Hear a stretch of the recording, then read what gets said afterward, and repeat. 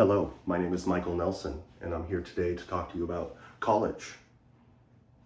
Why college should be free. You just graduated college. You landed your dream job. You get your first paycheck. You get your coupon book. You realize that you owe a lot more money than you thought you did on this first payment. Interest. Nobody taught you about compounding interest. Wow. So according to the Education Data Initiative of 2023, Americans alone owe $1.77 trillion. Trillion. That is a huge, ludicrous amount of money for education. This is just because people want to better themselves, get better educations, make more money. Now they can't. A lot of them owe crippling debt.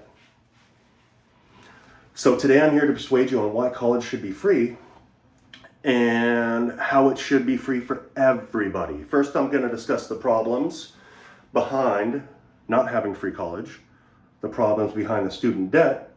Second, I'll explain how this crisis has happened. And third, I'll talk about how we can alleviate it and how some states actually already are. So what are the problems with these rising college costs? So this affects every single student. So instead of getting a free education, or close to free, where students in the past used to just be able to get part-time jobs back in the 60s and 70s, and I've heard also in the 80s that they didn't have to pay a whole lot.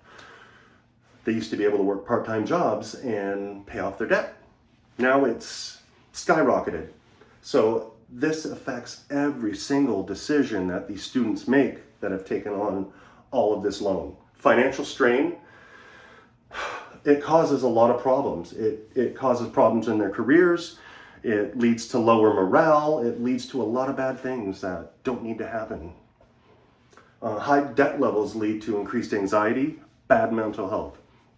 So according to an article by Right as Rain in UW Medicine by Jennifer Gritters, this increased student debt has reduced it's increased depression, decreased mental acuity, and it causes huge amounts of stress and anxiety on how they're going to pay back these bills, making the money that they make as graduates.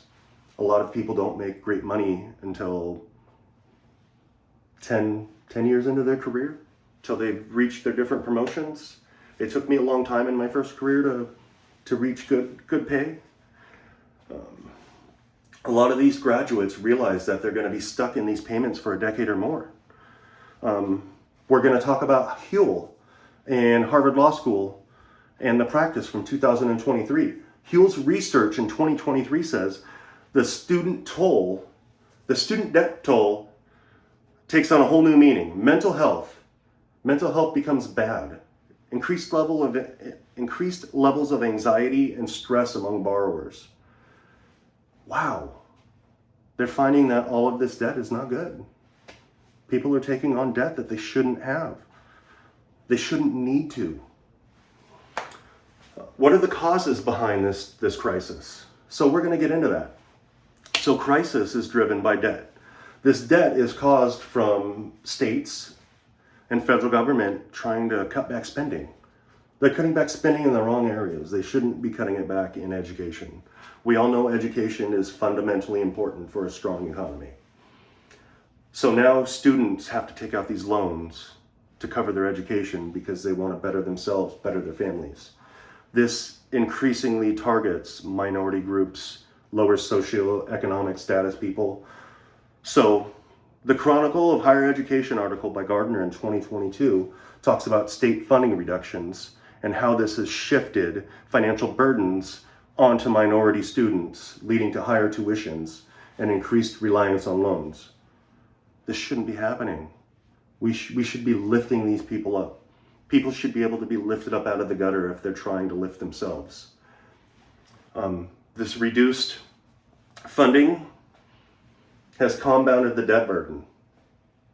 Federal borrowers aren't giving out these loans. Since the 2006 crisis, Freddie Mac had to get Freddie Mac or Freddie Mae had to get bailed out by the government. Some banks went under, subprime mortgages, subprime lending. A lot of these banks and these private loans, they don't offer flexible payment plans. It's you pay, that's it. Just debt, and you can't get out of this debt by declaring bankruptcy. It's there till you die. So let's talk about the causes of the student debt crisis and where it can take us. Let's explore ways that we can address this. How can we solve these issues? So state level tuition-free programs. Tennessee has a program, a promise program, and I think here in California it does too. I didn't investigate it. But Tennessee has a promise program where anybody that signs a piece of paper saying that they will complete their education, and they can do it and they don't have to pay a dime. Same thing with New York. They also have a promise program. Their graduation rates have exponentially increased. They have the Excelsior Scholarship Program. Great program.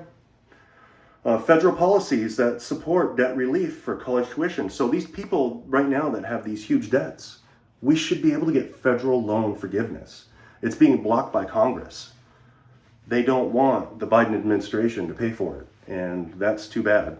According to the Education Data Initiative of 2023, national free college policy would support a more educated workforce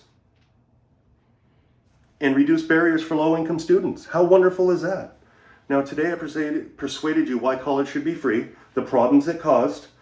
I explained the root causes of this crisis. And third, I presented potential solutions.